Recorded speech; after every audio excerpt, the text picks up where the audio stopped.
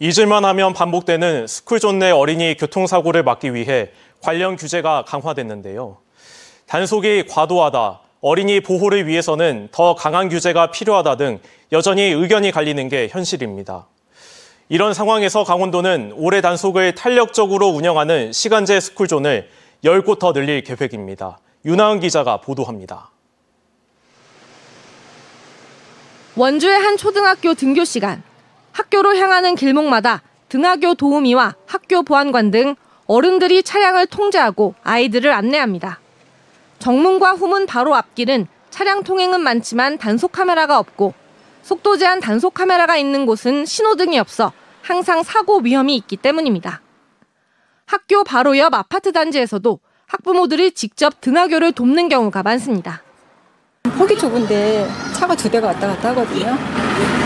너무 위험해요. 이거를 계속 흔들거나 스톱 이러면서 보내야지 애들이 안전하니까. 경찰청과 도로교통공단에 따르면 지난해 스쿨존에서 발생한 12세 이하 어린이 교통사고는 총 486건으로 전년보다 5% 줄었습니다. 일명 민식이법 통과 이후 단속이 강화되고 스쿨존 시설물이 보강된 효과도 있지만 이 수치는 전체 어린이 인구가 줄고 있는 영향도 큽니다. 실제 2019년과 비교해 2023년 스쿨존 사고는 14.3%가 줄었는데 같은 기간 어린이 인구 감소율 13.6%와 비슷합니다.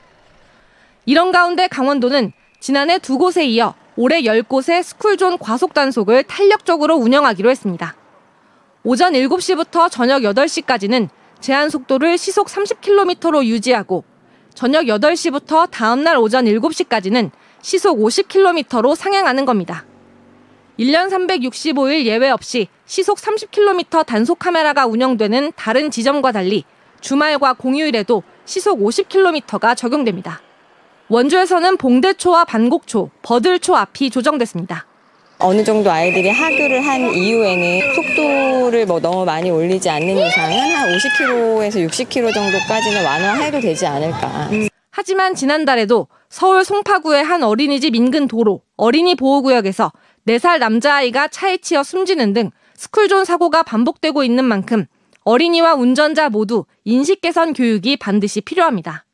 제도만으로 저희가 다 모든 것을 커버할 수는 없습니다. 선결적으로 이제 돼야 되는 부분이 다 바로 교육이라고 볼 수 있는데요. 교육과 함께 그걸 지키는 방향으로서의 제도를 강화한다. 이렇게. 카메라가 있건 없건 스쿨존에서는 보행자와 운전자 모두 더욱 주의를 기울여야 한다는 걸 인식하는 게 무엇보다 중요합니다. MBC 뉴스 윤하은입니다.